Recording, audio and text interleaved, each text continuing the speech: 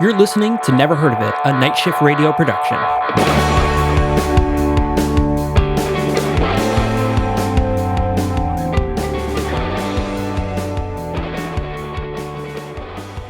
Spike. So Get you it may because it's notice. football. Yes. Yeah, what did I notice? That's happening today, isn't it? Today, I believe, is a football day, a big one. It makes me think of it was I think God, it must have been like 4 years ago now. I don't even remember. It was the year that the big game was in San Francisco, and at that time we lived in the Bay Area and decided that the best thing to do that weekend was to leave.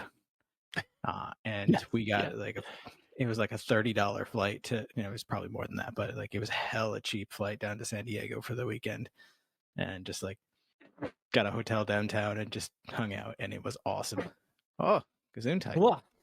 Explosions of sneezes. Those winter allergies kicking up for you? Kicking all that snow is kicking up snow pollen. That's a thing, right? Snow pollen. I mean, it probably is, if we're being Yeah. honest. But yeah, you may have noticed that I've got a new lighting scheme going on here today.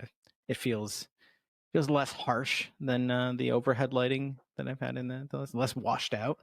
Yeah, it's very like I feel like you're about to hack into the mainframe for me. I am. I'm already in. I'm already in. There's a couple of desk lamps that are over on this side of me, and then of course the ridiculously bright monitor that shines and reflects straight in my glasses in front of me. Yeah, naturally. But other than that, like no overhead lights, so it softens this room a bit, because I feel like every time that I'm on a video call in this room, it's just really washed out from the like one overhead fixture. It's like 3 bright bulbs. It's literally like, you obviously can't see in the frame, but it's right there above my head. Yeah, I did the thing. I invested in a ring light. I've got, I've got a lamp over there that aims in my direction, and then I've got, my accent purples behind me. Yes. I did the thing. I don't know. It was the former streamer in me that was like, I need a good lighting solution. Yeah, I feel like anyone watching our video feed can tell that you were a streamer just by like the aesthetic you have going on. Yeah, it's very out here. I'll even this should be a little more over there. Yeah, it's a little your ghost. It's a little obvious. Yeah, I've got my video game things. The Destiny Cade 6 is hanging out behind me. It's a thing. I mean, it's whatever. Yeah. I invested in it, and I'm going to keep it going. I appreciate it. Speaking of winter pollen, as you are aware, the winter weather here is much more mild than where you're from and where I'm originally from. I know. To the point where like we had snow yesterday. They were predicting upwards of 3 inches, and we got the lightest dusting, and that was probably the second most snow that we've gotten so far this winter. But you can hear Penelope whipping her toy around in the background. She's got this little like plush dragon. Yeah. So but we are experiencing a bit of a cold snap where we are in the low single digits, even like dipping into low double digits, dipping into single, and even negative in the next week or so. So that bitter cold. And our main living space is just the big open loft space with the giant wall of windows, and so great for natural light. In fact, that's our only source of natural light, because the bedrooms don't have windows. But also just like a huge heat sink in the winter time. Oh no! As I'm learning, it's not bad until it gets like really cold. When it's just kind of cold, the house stays fine. It's no big deal. But when it gets cold, like it is today, and so I took a chance. I'm like, I wonder, like, it's not really gonna like insulate the place, but maybe if I just close the blinds. Yeah. And it turns out, yes, it sucks to lose the natural light, but yes, it actually does make a difference on the cold, because the vents are blowing straight at those big windows. So it's basically just like, how much heat can we transfer to the outdoors? And so closing the blind just blocks that just enough that like it actually felt probably a good like 3 to 5 degrees warmer over the last like 2 hours. That's awesome. That's really great. The big natural light is fantastic. We we have very like standard windows in our house. Like we don't really have any like big natural light, except for our backyard area is pretty much all windows, so that's pretty nice. But it doesn't really, we don't really get a lot of the cold coming in from it, even though we don't have curtains or anything on it. But we also have a fireplace that has this cool fan in it. So Love when you fireplace. heat the fire, it pumps it through all of the vents in the house. So it just heats up the That's whole house, real and it's nice. just amazing. Yeah, That it's is just the amazing. coolest thing. I've Yeah. had the gas fireplaces that just like push the heat out into the room, and like that's great. My old condo in downtown Syracuse had one of those too. That's amazing. But I've never had one that like actually taps into like the central heating duct and sends it through the house. That's brilliant. Yeah, Whoever did that. it's a wonderful thing, I have to say. But we are not here to talk about our houses. We are, in fact, here to talk about a movie. So, with that being said, hello and welcome to the Never Heard of It podcast. I'm your host, Michael Fight. And I am Caleb, the director. This movie was we're continuing our listener request, and this movie was a request, and I had seen this movie before, and I think we even talked about like maybe adding this movie to the schedule at some point, maybe like a few years ago when we did our like Tokyo Gore theme thing. This would have fit then for totally. sure. Mm-hmm. I don't remember that conversation happening, but it doesn't surprise me at all, or wouldn't surprise me at all, because this feels very much like a movie that you would have suggested. Oh, totally. And I remember seeing about this movie before, and I'm very excited that we finally got to do it. And this was Brendan, right, that requested this? Yes, it was. That's exciting. So, Brendan, thank you very much for requesting this film. We are very excited. We were very excited. We are very excited to talk about it because this was a movie, man. There was, I mean, so first off, I guess content warning right off the bat. This falls in line with like a Tokyo Gore film. It's not really like gory. It's very humorous gory. It's not as gory as, maybe some films you're probably used to, like Machine Gun Girl or anything like that. But there is body parts and stabbings and buckets of blood. And there's a little bit of swearing. Yeah, there's a bit of swearing. I mean, there's a bit of swearing because the theater or the movie club is called the Fuck Bombers, which is great. Which is just great. It makes no sense, but it's just fucking great. So the rest of this and that's about it. So the content warning, and this movie is long. It is just over 2 hours long. It was. Yes. So but we watched this movie. I watched this movie on Tubi TV. I would assume Caleb, you did as well. It is also streaming for free on IMDb TV, which is available as a free channel on Amazon Prime or as a standalone app. I do say. But there is a lot to this movie. Like it's crazy how much, like, thinking back on it, like I stopped for a little bit to do some stuff, but there is a lot to this movie, and like, but it works. It, like, if this were any other movie and all of these things were happening at the same time, I'd be like, this is too much. Like, you could take out one entire plot and be fine. There is not a single plot in this movie you could take out, and there's at least 4. But you cannot take out a single plot in this movie because all of them are necessary to make this movie as great as it is. That, it surprises me that that's true, because I was thinking about that throughout the course of the movie, how often we talk about, like, you have a movie that's 2 hours, 2.5 hours, whatever. How many parts can you take out and still have a cohesive film? How many of these things feel like 2 or 3 movies jammed together just for the sake of making one, and like how unnecessary that is. And there was a few times that like I started to think that about this movie, but then realized like, no, like this all has to be together to work right. And it's weird. This is a very fucking weird movie. But I gotta tell you, I loved it. I fucking loved it. Blast with this movie. Yeah, it was just, it's crazy. So like, The Koji plotline was the first one right off the bat where I was like, what does this have to do with anything? But it just fucking worked.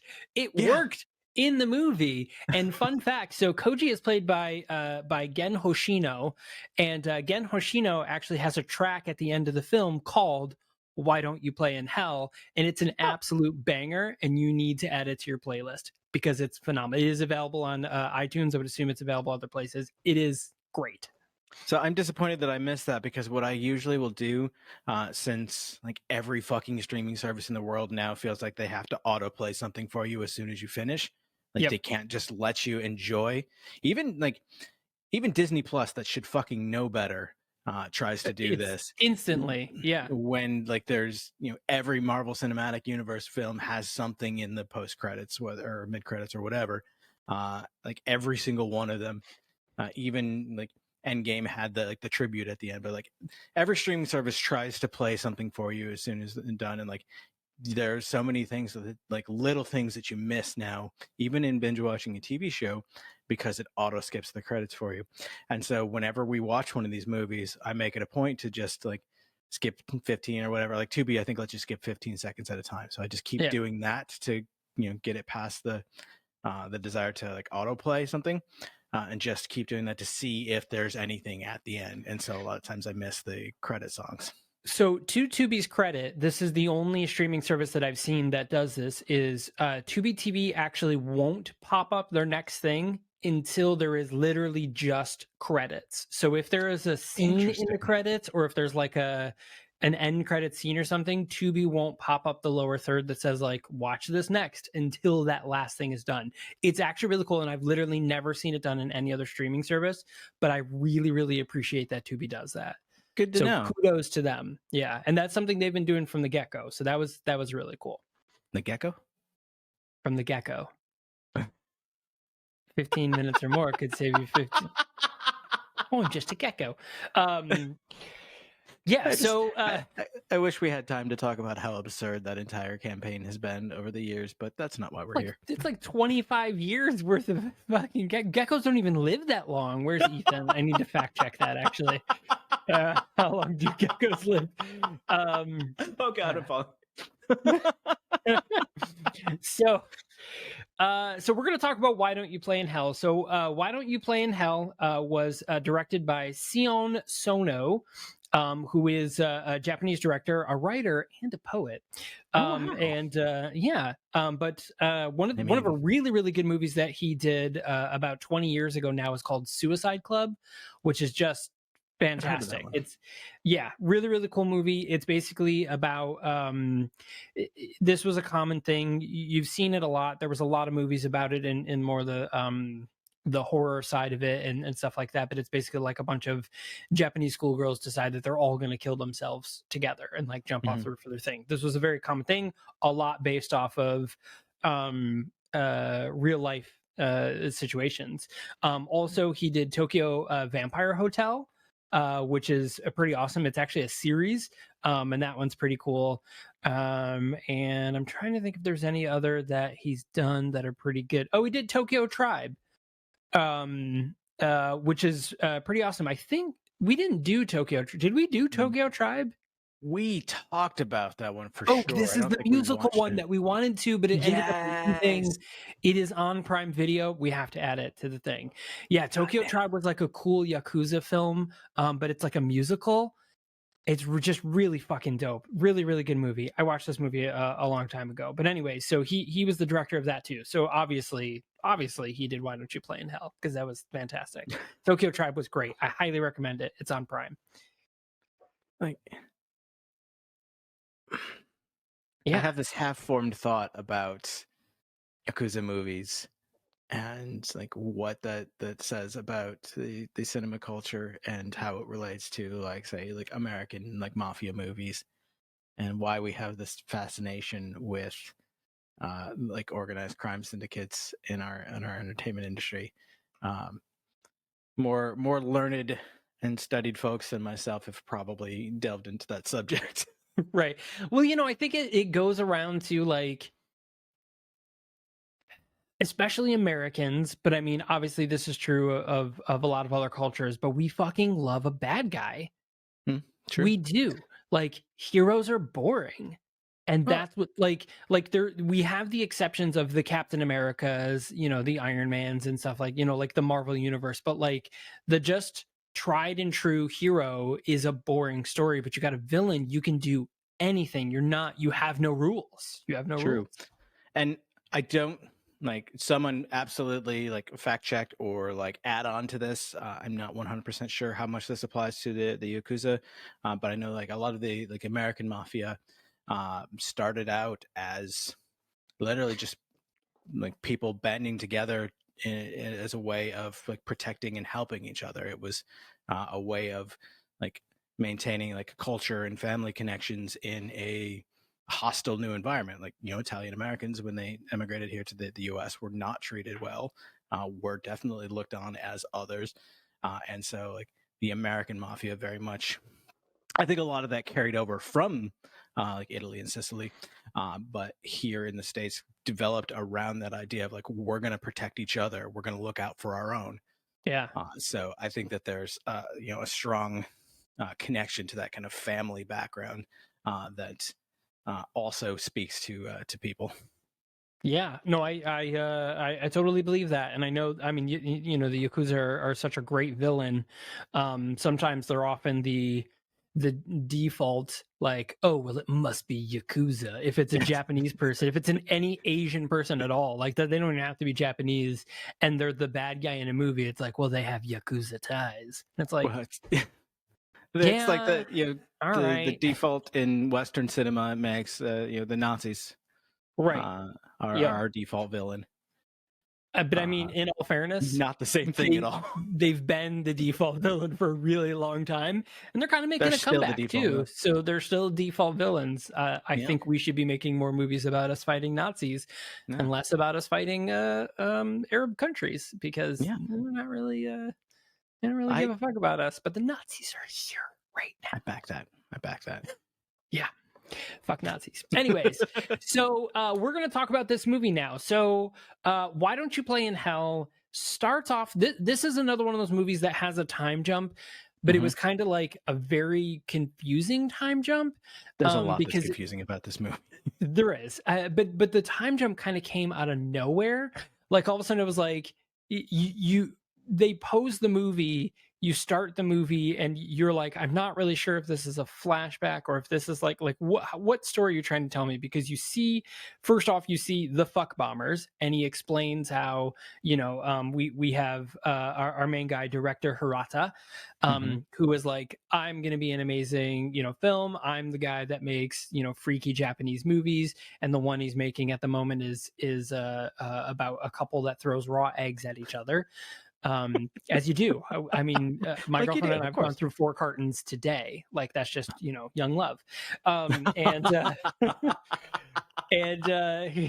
it's a very expensive grocery bill. So so he's just making random movies with his friends, and it's him and his 3 friends. And as they're doing that, a fight breaks out in the alley next to them. So they move their cameras over there, they get in the middle of the fight, and the director's like, oh my god, this is amazing. And he's filming all the scenes, and eventually the kids that are fighting are like, what the fuck are you doing? And he's like, this is awesome. No, keep fighting. You punch him. This is great. Keep going. Yes. And they start punching him, and he's like, yes, no, keep rolling. Yes, hit me more. And they were like, what the fuck? So like the one dude that's like in charge, what is his name? Satoshi? Suzuki, I Sasaki. think. Yeah, Sasaki. Sasaki. Yep. So Sasaki ends up joining them, joining the fuck bombers as like their lead actor guy, and so then Hmm. they go off and they make a bunch of movies. They're just kids making movies. Now, meanwhile, while all this is happening, we get introduced to a Yakuza clan war.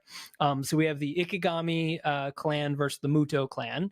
And Muto is the father of Mitsuko Muto, who is a Hmm. young girl who is featured. Actually, she's the very first thing we see in the whole movie. She's featured in a toothbrush commercial, or a toothpaste commercial. I mean, how do you even know for sure? Because it talks about gnashing and grinding your teeth, which it like last I heard was not the ADA recommended way to take care of your oral hygiene. But I mean, I am a little behind on my dental recommendations. This must be the fifth dentist who's like, nah, just gnash 4 him out and of get 5. frustrated. And the four are like, yeah, no, brush your teeth, you idiots. He's like, nah, gnashing is fine. Then let's go. Let's fly. It'll be dope. Fucking fifth dentist, man. That fucking fifth dentist. Fucking fifth dentist. What an asshole. I want to picture 5 dentists like sitting at a row, and then the fifth one is just like taking a huge drag of a cigarette and be like, fuck brushing, drink whiskey, assholes, eat chocolate.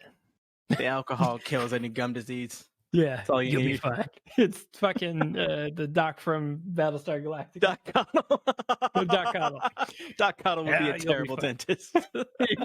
He's a terrible. I mean, like, he's a terrible doctor, but he's also the best doctor. But I think that's only because all of the other doctors are dead. So, like, he's the best doctor that humanity has. But because he is literally the only doctor. Oh boy. By the way, tune in to Second Edition 1, our Battlestar Galactica podcast. Brand new episodes every Tuesday, going through the Battlestar Galactica series one episode at a time. That's true. In fact, those of you who are subscribers will have gotten the bonus episode in your feed recently, where we did a crossover with Second Edition 1 and did part 2 of the feature-length episode called Razor. And so, of course, if you somehow managed to listen to just part 2 and not part 1, you should definitely go back to Second Edition 1 and get all the backstory that you missed. Who are these people? Who's Adama? Who are these people? I have no idea what's happening right now. Like, I know these chuckle fucks tend to just like jump all over the place with a movie, but like, what is this even about? What the fuck? It's like I've joined in the middle of a movie. This is crazy. What am I doing? That's how you all sound to us. That's fine. So we're introduced to Muto and Ikigami clan, and so they are having this they just keep fighting each other, as Yakuza clans tend to do apparently in the movies. And so the Ikigami clan, Ikigami specifically, goes to Muto's house and goes to basically kill Muto. But Mrs. Muto essentially, fends them off and kills a bunch of them. Ikigami ends up staying after he kills all the guards. Muto leaves. Mrs. Muto ends up getting arrested. She turns herself in to protect her husband. And at this time, young Mitsuko, Muto's daughter, comes in after coming home from school or whatever, or filming the commercial, and she slides in on a floor full of blood and basically slams into Ikigami, to which she was like, what the fuck are you doing in my house? She's like 9. And he was like, oh, I was just trying to kill your family. It's like, but don't worry, I didn't kill your mom. And she was like, yeah, my mom is way too tough to be killed by an idiot like you or something. It's fucking great. Yeah, like, I think he tries to say, like, you should probably, like, get out of here and not be in all this blood. And she's like, no, dumbass, you mop it up. You mop it up. You're a tough Yakuza guy. You mop it up. And she calls the hospital to, after he's been stabbed and stuff. Just fantastic. Yeah. And we see that Mrs. Muto has been sent to jail. Meanwhile, our fuck bombers are, they're talking about all the films they're making, and they go back to this cinema club, the fantastic Japanese cinema club, and we meet an older gentleman who is the projector runner of this film place, and he's like, hey, this theater club is probably not going to last much longer. He's like, so here's what you got to do. Like, you got to go and make a great movie. Like, I'm leaving this to you, and you have to go and make this movie and make the best movie you can possibly make and show it here in this film. Like, that's all I ask of you. And they're like, yeah, we'll do it. And then and then there's one other scene. So we see the commercial of Mitsuka Mitsuko playing on the TV, and a young boy is watching it, and his dad is like, "Oh, is that your girlfriend?" And he was like, "What? No." And then that's it. Oh, it just Yeah. clicked for me. This is where it's all connected. For those of Oh you my god. watching, I'm doing the all connected symbol. And for those of you not watching, hey, we're available on YouTube. Don't forget to like, comment, and subscribe, and hit that bell for notifications when new episodes come out. Whatever. Ding-a-ling. Oh, but it is something to point out though. For those of you that did used to watch on YouTube, hopefully you found this episode. But we Yeah. have moved our channel. All of our episodes are now over on the Night Shift Radio channel. So there's a lot of content over on that channel. There's fight jokes about everything. There is Never Heard of It, and we've got an upcoming show that will be exclusive to YouTube. So definitely check Yes. that out. Consolidating. We're trying to appear professional here. Yeah, like a for real company. Yeah, so I think is that just about it before we jump? That feels Or right. yeah, Well, I feel like there I've is got all the mention major points. when the young boy is watching the commercial. It's while there's a news story running about how the commercial is being pulled because of the controversy over the mother being involved Right. in an investigation, and so like that sets us up where like this was young Mitsuko's big break, and now she's being removed from the air, and so that might have some repercussions. Literally, actually, it's pretty much the plot of the whole movie. And How dare you? really, how fucking dare. But yeah, so that's everything. Oh, and also, so the cops are in on this, and they're like, hey, we're gonna try to bust these Yakuza clans because they keep shooting up each other. So we're gonna figure it out. So now the film jumps 10 years in the future, and it's really weird because a lot of the whole first half of the film almost feels like a flashback, but the way, I mean, maybe it's like a translation thing, but like the way the jump happens is it makes you feel like the whole first bit of the movie was happening right then, and then they jump forward in time. But actually, I think the intention is that this is all the backstory, and then they're like, now it's today, 10 years from when our story began. Like it was hard to tell, but I mean, it was irrelevant, but it felt weird. That makes sense to me, just based on like Hirata is the narrator even through the introduction. So it stands to reason that that whole like 10 years ago was, as you said, kind of like flashback, like backstory. This sets the scene for all of the characters that you need to know about when we catch back up with them 10 years from now, and like here's what they're up to now. Yeah. So we are 10 years. So we're now in the somewhat modern era.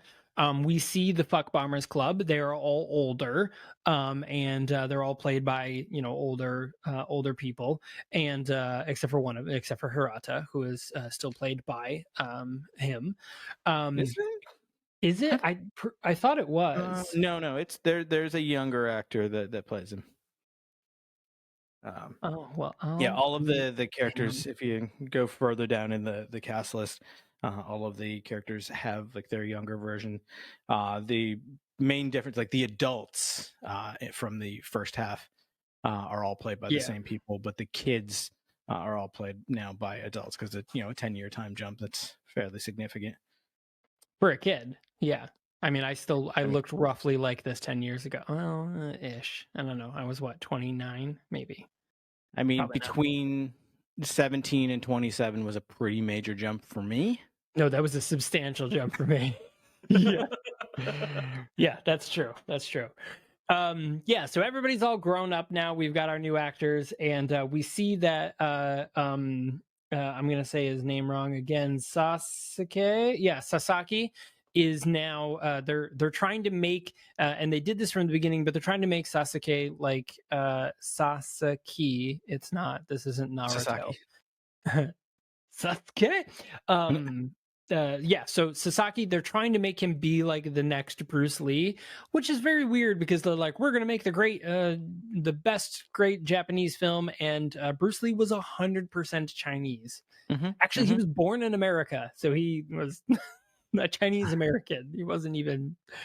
I do love. He's not even Japanese. Sasaki was played by Tak Sakaguchi, Mm-hmm. who is apparently known for a lot of more like samurai type movies, and that's kind of the character that they have him playing in their like pilot, their like trailer movie that they're Yeah. using as their kind of proof of concept. Looks very much like the character that Tak usually plays in his movies. So I thought that was really interesting. And it almost makes me wonder if the writer director of this film maybe made another movie with him in it, and they just used footage from that. Yeah, was it a wolf blood or something like that? Oh yeah, it was like Blood of Wolves. Yeah, the Blood of Wolves. So Tak Sakaguchi has actually been in 2 movies that I've seen that are pretty good. One is Mutant Girl Squad, um, pretty awesome, and the other one is actually a movie called Versus, which was actually a really really cool action film. And it's but it's a sci-fi film where it's like it's basically like have you ever seen the movie The One with Jet Li? No. It's okay. Well, it's kind of like that, but not really. But Please also not. don't try to hide the disappointment in your voice. Oh, okay, fine. Fine. I guess Caleb only watches bad movies, so Since I met you, What? yeah. what? It's true. But the one that's Jason Statham in it, very good movie. Anyways, Oh, so nice. yeah. So Wait, Jet yeah, Li so and Jason Statham? Jet Li and Jason Statham. Yeah. That's fucking badass. Yeah. Yeah. It was pretty good. Yeah. It's also Jet Li fighting other Jet Lis. Which is also is kind of cool. Yeah. It was All pretty right. dope movie. Yeah. All right, buddy. You sold me. Versus looks like it Um might have been Tak's first film back yeah, in the year 2000. in the year 2000. Yeah. It's good. It's a really good movie. Highly recommend it. I watched it way back when. I think I used to own it on DVD. There was that movie and there was another movie called The Returner, which was also really fucking cool. Anyways, we're not here to talk about that. Well, we could be. Well, We can talk whatever the fuck we want. It's our fucking podcast. Yeah. Another great Japanese film. But yeah, so you know what actually what we're gonna do. So we've talked about the basis of all the film. We know what's happened. We've got our 10-year time jump. Let's go ahead and take a quick commercial break. And then when we come back, we will actually carry on with the rest of the 2 hours of this movie, because the first 9 minutes, it's a 2-hour and 9-minute movie, is literally just what we explained. The rest is the next 2 hours. And now you know the rest of the story. So that being said, if you have not yet subscribed to this podcast on your podcast player of choice, please do so. Super appreciated if you did. It's very helpful for us, but it also lets you know when you get brand new episodes, which is every Thursday and Sunday. And if you want that Sunday episode early, you can actually subscribe to our Patreon at patreon.com/nightshiftradio, and you can have that episode up to 2 to 3 days early. So definitely check that out. I also learned recently, and I don't know if other podcasters are like this, but Apple Podcasts won't show you bonus content if you're not subscribed. Interesting. So, yeah, we had a buddy who hadn't yet subscribed and came over from Second Edition 1 looking for part 2, and he couldn't find it until he subscribed. At least this was on their iOS app. It was available on the desktop. So again, I think it might vary from player to player. But why would you take that chance? Go ahead and hit subscribe. Right. Don't miss any of the awesome bonus content. It's just, I mean, literally clicking a button. It's not even like complicated. But you know, you do you. We're here just to supply content. So definitely check that out. And of course, you know, as we've mentioned, we are doing an entire month of listener requests and probably into the next month a little bit. And if you have a movie that you're like, oh my God, these guys should totally talk about this movie, you can hit us up on social media at the Nahoit Podcast. That's the NHOIT Podcast on both Twitter and Instagram. Tag us in it, tweet us something, and we'll definitely check it out. We've had a couple of them. One actually just recently was Psycho Goreman, which I definitely want to check out. Apparently it's phenomenal. It's a really good movie, so I'm very excited to watch.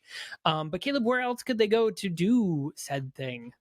Well, of course, we love to keep you informed of what we're up to in the coming months. So if you visit thenahoit.com, you'll see our list of upcoming episodes, where we have our links to trailers as well as where the movies are streaming if available. And just below that, all you gotta do is scroll the tiniest bit. You'll see a contact form where you can shoot us a message and let us know any movies that you want to see us talk about or hear us talk about, depending on your medium of choice. Or you can also just say hi. Whatever. We Yeah, read them all. whatever. We'll take those too. Yeah. So, all right, we're going to cut to a commercial break and hear about some other great Night Shift Radio shows. We will be right back.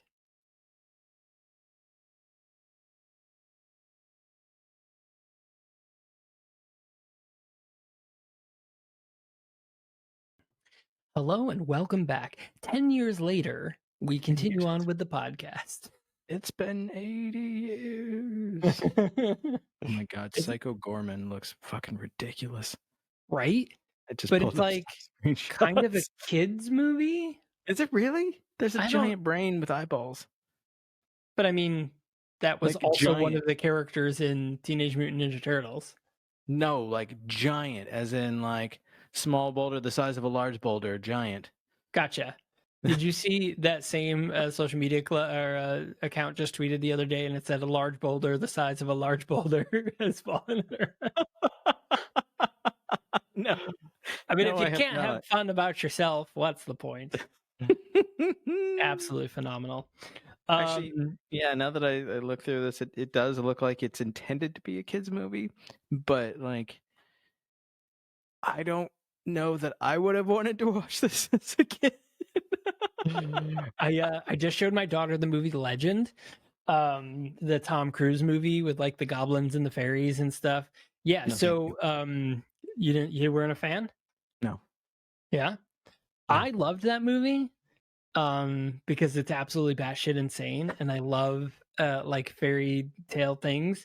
But the fun thing about that movie is that, and I talked about this, is that Tom Cruise refuses to accept that he was ever in that movie, and he won't acknowledge it at all because it directly goes against the teachings of Scientology. So like he won't acknowledge that he was ever in that movie.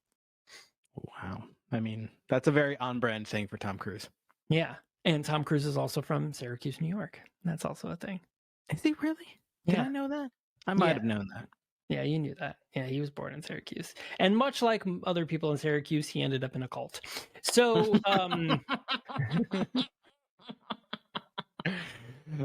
so we are back to Why Don't You Play in Hell? I Have Killed Caleb.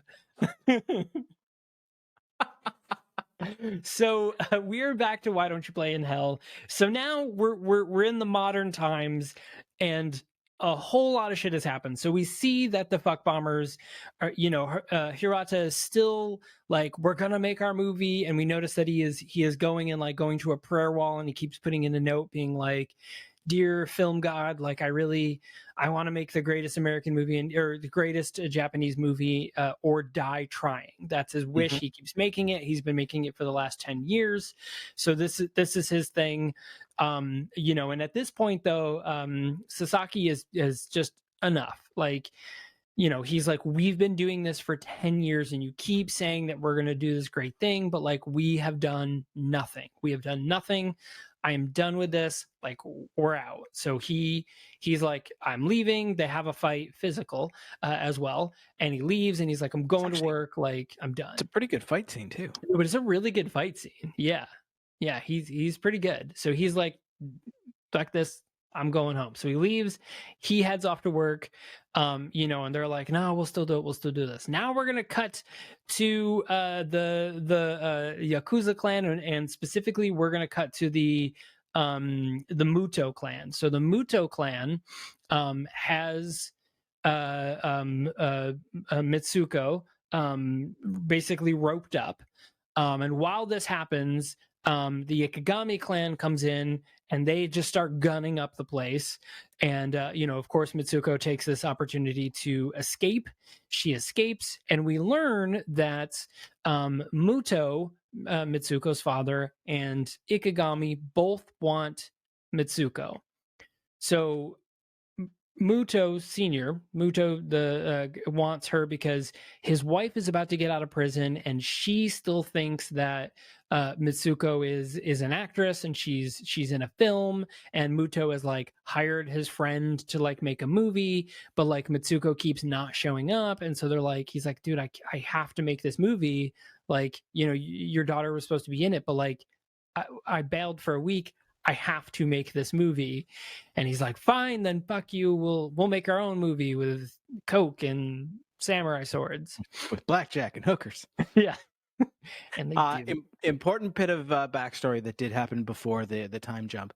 After the attempt on Muto's life, Muto and his like top lieutenants get a hold of the boss of what was then, I believe, the Kashigawa clan. Yes. Like the boss who ordered the hit. And they do what I think is a particularly brutal form of torture and force him to dig his own grave before burying him in it. And Ikigawa, the one who was covered in blood and the only one surviving that hit, he comes back and takes over and renames it the Ikigami clan, Ikigami, and takes over. And it's his wife or girlfriend or just another woman in the home or something like that who comes in wearing a kimono. And inspires him to bring his clan back to like the traditional ways, and like tells them to like get rid of this Western foreigner clothes and like wear a kimono and carry the katana and everything. And there's actually kind of a funny scene where like he's just ordering them to go change, and they're just like, what? He's like, go do it now. Now? Yes, now. Yes, and then right you now. next. We'll make it a competition. Like, what? Why are they competing? I don't get it. Well, that's what he was like. And you get rid of the Western sunglasses. Get Japanese sunglasses. Wear Japanese sunglasses. Yeah. And your beard is dumb. Shave it off, and your eyebrows too. Yeah, just that. And the guy does. We see him later, and he has no hair, eyebrows, or beard. It's just phenomenal and weird.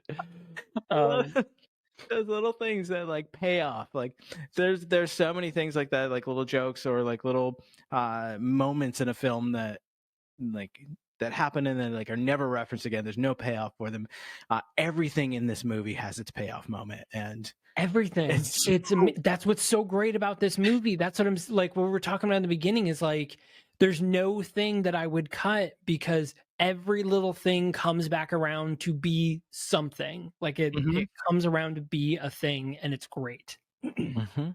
So there's our additional backstory. That's why the Ikigami clan has this guy in charge, and why they're wearing more traditional Japanese garb and so forth. And they're holed up in like a castle instead of an office building. All this kind of sets the stage for who the Ikigami clan is. Yeah. So so now at this point, they've come in and they've gunned up. Mitsuko bounces out.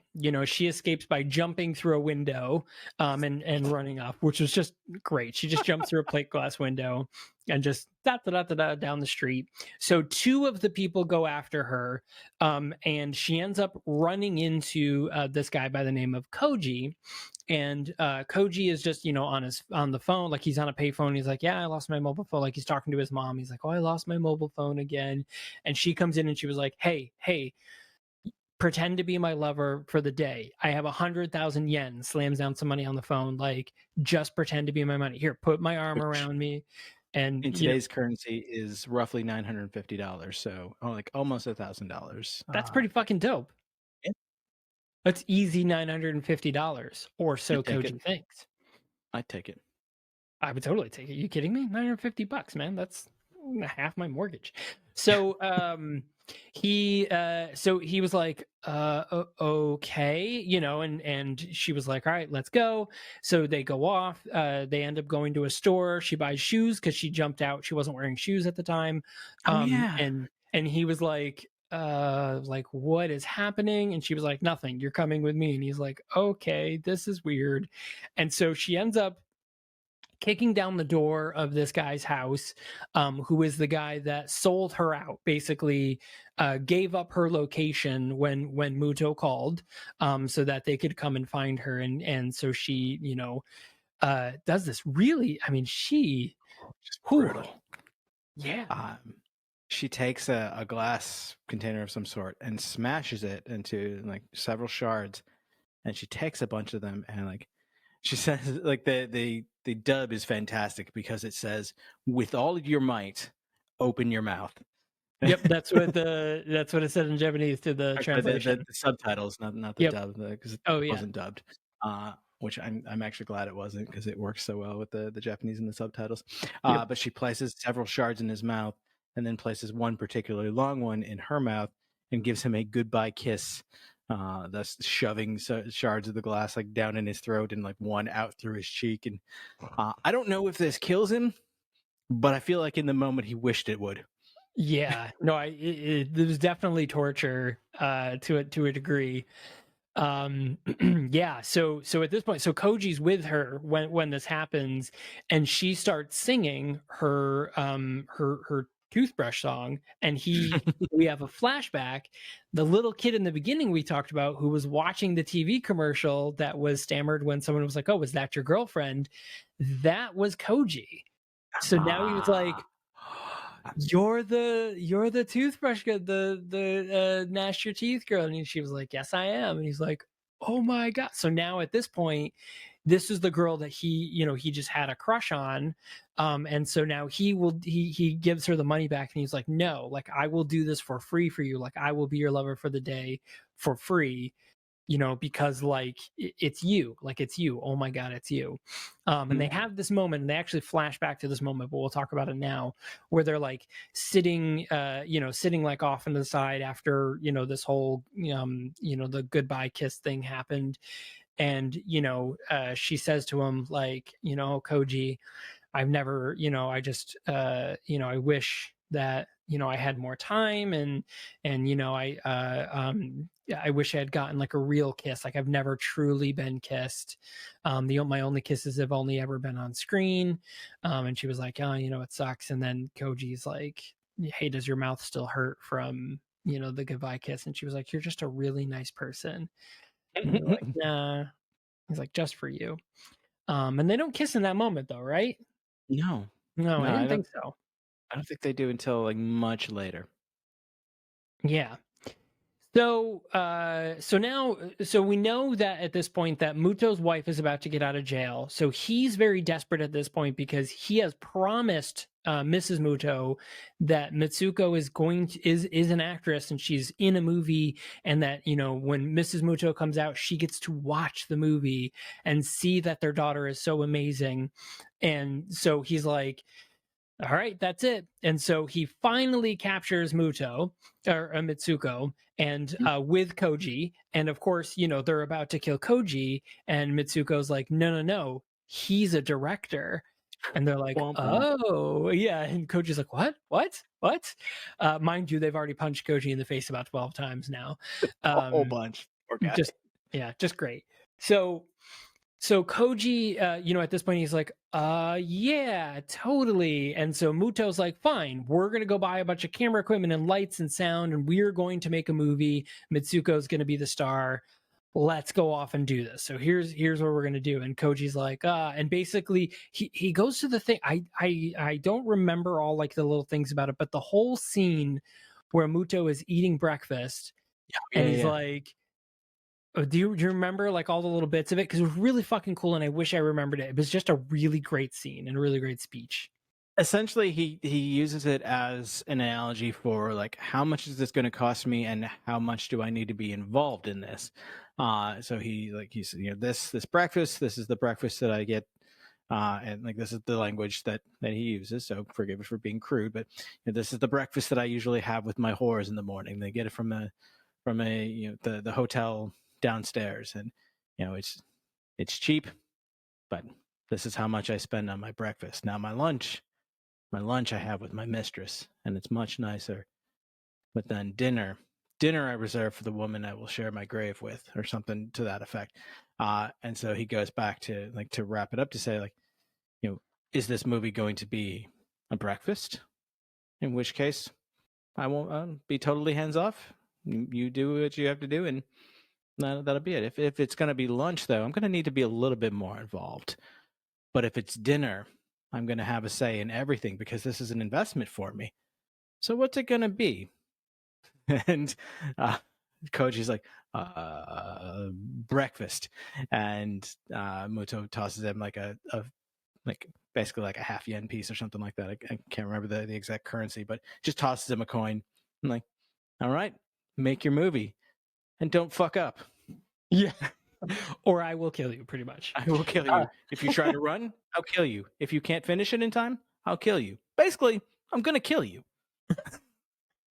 Spectacular. So at this point, he's getting everything together, and Koji's like, and they've got all this really super duper fancy equipment and sound equipment, and they're like, we have all these lights. Which light should we use? Is it this one or that one? We have these microphones. How far away should they be? Which camera should we use? And he's like, and so he just flips out and he runs.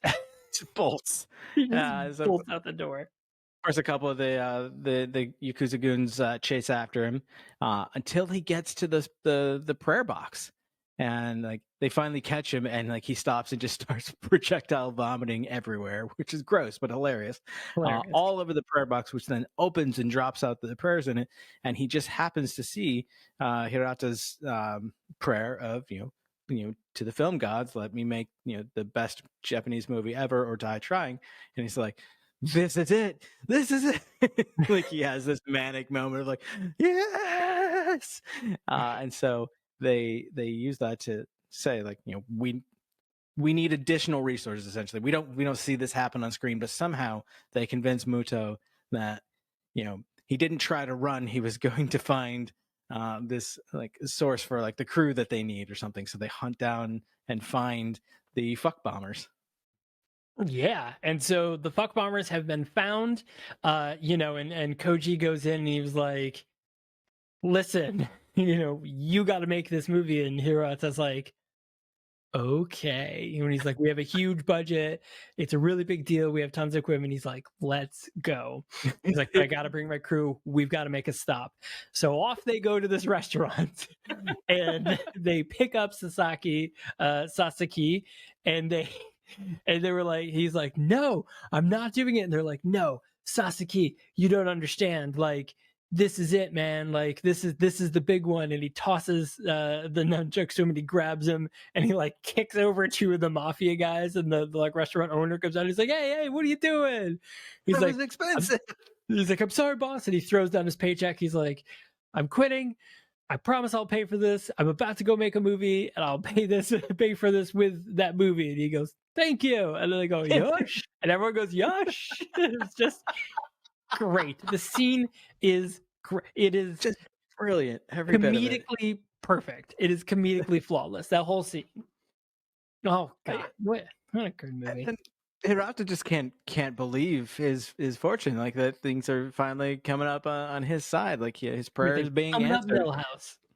Everything's coming up Millhouse here. He gets to make the best movie that he possibly can, and it's being fully bankrolled. He doesn't care by whom. He's a little concerned that there's not really time to write the perfect script, but he's, what, fuck it, we don't have time, we're going to do this. And he gets to meet the Yakuza crew on camera, on sound, on lights, who are all very excited to do their job, even to the point where they're willing to die for it. He's like, you know what, sometimes dying is good, we can do this. And there's one thing though, we have to convince the Ikigami clan to be in on this, otherwise it's just going to go all wrong. And so he and Mitsuko and Koji go to the Ikigami clan castle and like tell them like we're filming this ultimate movie. I can't remember if they actually tell them that Muto is coming to raid them, which is what like Muto's plan is for the movie, is to they're going to raid them anyway. Why don't we just make it into a movie? Which is fucking brilliant. I mean, horrifying, yes, but brilliant. But brilliant. Yeah, and that's it. And Nikigami's even like, well, it was going to happen anyways. And he's like, okay, but here's the thing. Everybody has to use katanas, no guns. And he was like, okay, of course Ikigami's like, hell yeah, dude, like let's do this. But the other thing about Ikigami too that we have learned over this time is that he has become obsessed with Matsuko, Absolutely obsessed. like obsessed. Like he has tons of photos of her. He has a huge, like gigantic poster size, like wall size poster of her, and it's basically ever since that moment he saw her as a little girl, which first off, fucking creepy, just Yeah. a little illegal.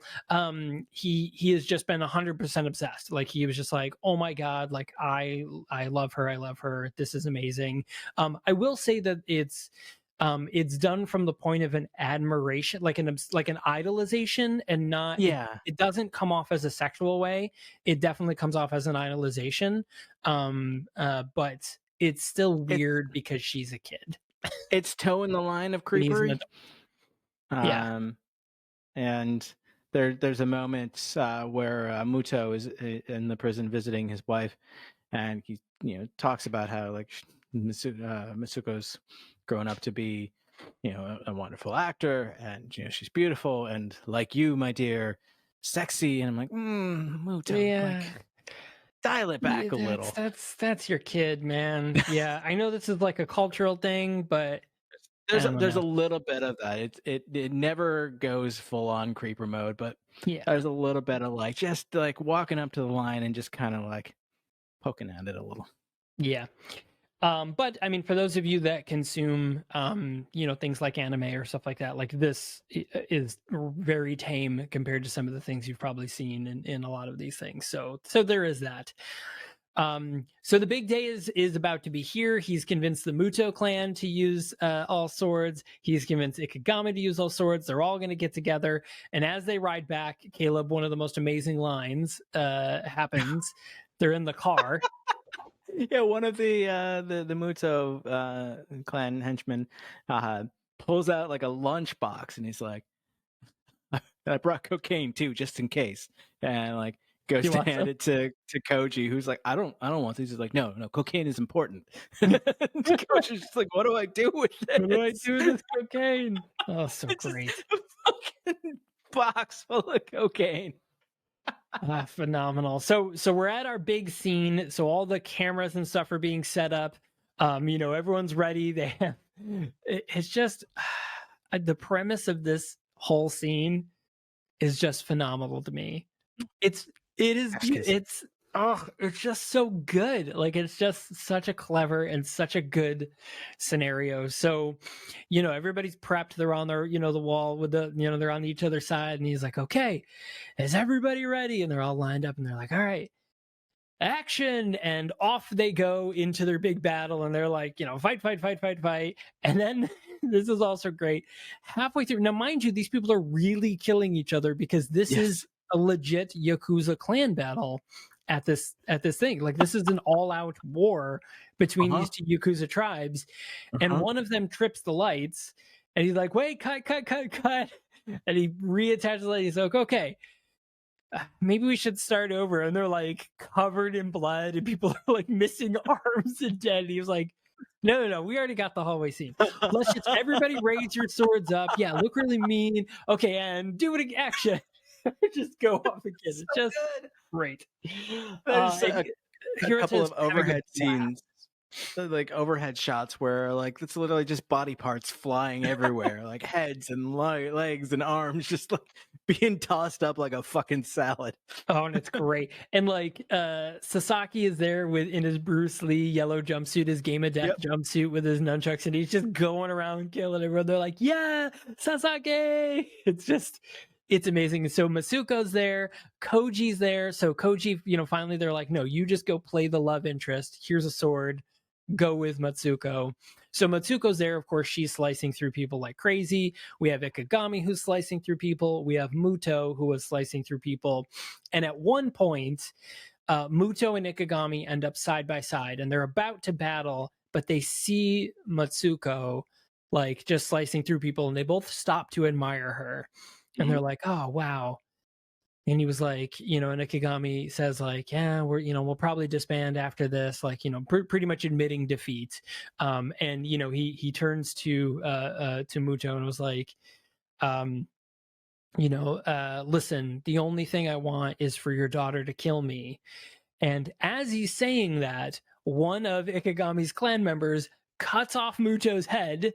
And so as the head goes flying, Ikigami goes, the only thing I want is for your daughter to kill me. He like repeats it, and Muto's hands go up into a peace symbol, like, yeah. And he was like, yeah. And it's just great. So Muto's dead, I guess. So off he goes, and Ikigami goes off and finds the sound guy and is like, hey, can you hear where Matsuko is? I'm going after her. And then mind you, the sound guy is Muto's guy. Like he's part of the Muto clan. And so he pulls a gun on him and boom, and shoots him and says, that's for Kagagawa or whatever. And he's like, and so he steps off, and then somebody else is like, was that a gun? Was that a gun? And so off they go to start, firing off guns. Now, at the same time, Koji is going after Matsuko and ends up getting his hand cut off. And he was like, no. Matsuko runs after him. Mind you, he's already high on coke. I missed that part too. So much happens in this scene. He trips Oh and my falls God. like face first into the coke and just like inhales a shit ton. And then at this point, like he stops and realizes, like, oh my God, the cocaine is kicking in, and he sees like we see from his perspective, Masuko is slicing up dudes, but they're like bleeding out rainbows. It's like a cartoon. Oh my God, it's phenomenal. So Matsuko runs to his aid, and while that happens, he was like, no, I think I'll be fine. He ends up getting a sword through the top of the head, and he just, stumbles off, and she's like, ah. So she goes off and starts, slicing up people. The gunshot goes off, and everyone's like, guns, ah! So they all start pulling off guns. But this is where the great, craziest part happens. So at this point, the fuck bombers who have been basically filming everything, they pick up guns and they start filming them gunning down people. And like the one who does all the panning shots, all the motion shots, is on the rails and has a machine gun and just like across the room. And the one who usually does the close up handheld shots also has like an Uzi or something like that, and is just running around spraying the room, just mowing down everybody. Oh, it's just great. And of course, so the two camera people, they end up getting shot up and dying. And just then the cops bust in, and they shoot up the fuck bombers. Eventually they start, shooting through the place. They kill Ikigama, they kill Mitsuko, and they get through and they find the fuck bombers who is left. It's just Hirata. I think it's like Hirata, Matsuko, Sasaki, and maybe one other person. And I think it's a couple of the crew members, like the lighting guys and stuff like that, like the boom operators. And they're like, we're just trying to make a movie, and the cops just shoot them all to death. And so finally, so it's the end of the movie now, and Hirata gets up and he's like, there's just chaos happening, and he just goes around and he starts collecting all of the film and the sound. He's like, we did it, and he's running away. Mind you, he has bullet holes all in him, and he runs away. And in the end, we get to see the film being filmed at that film club. We see the old guy running the projector. All of the people, the actors, get up in the end, and of course, Muto has like a thing around his neck to hold his head on. Everyone else is bandaged up. Koji has like a bandage on his head and a bandage on his arm, and but the wife is there. Mrs. Muto's there, and she gets to see her daughter in a film. And that's the end of our movie. The only thing that I wasn't sure about was that particular scene, because it flashes to that while he's still running maniacally down the street with the film canisters and everything. If that was intended to be like, look, this all wraps up and it was really only a movie to begin with, or if that was just like a weird fever dream that he was having as he's bleeding out in the streets. So I think it's a fever dream because he has it a couple of times before. So he has it when he's like writing the script. We see him go to the other clan and talk to them and like set up, and the thing come in before it ever happens. And then there's another scene with him like writing the script and everyone agreeing, and they're on a beach and stuff. Training montage.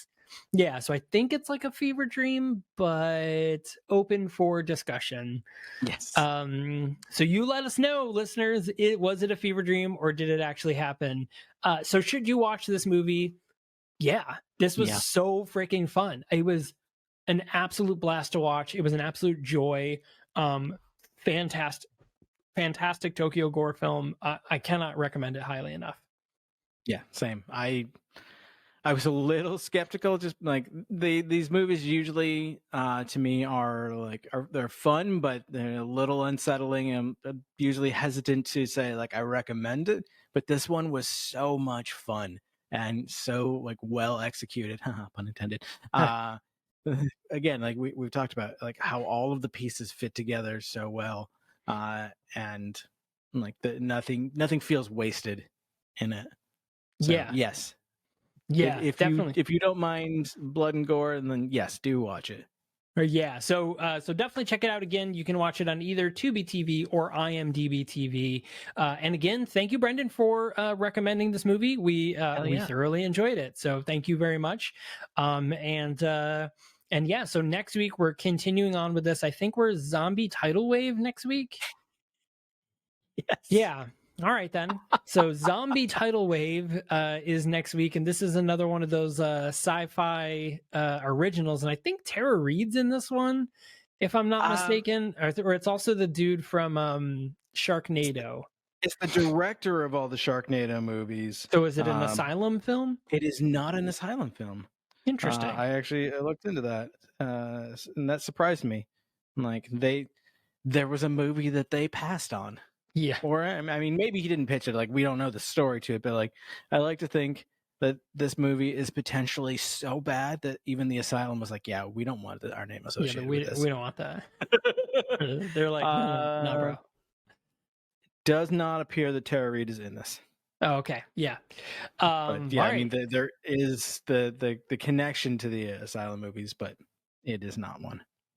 But that also being said, so this coming Friday, well, this past Friday, actually, Yeah, because happy Valentine's Day, by the way. yeah.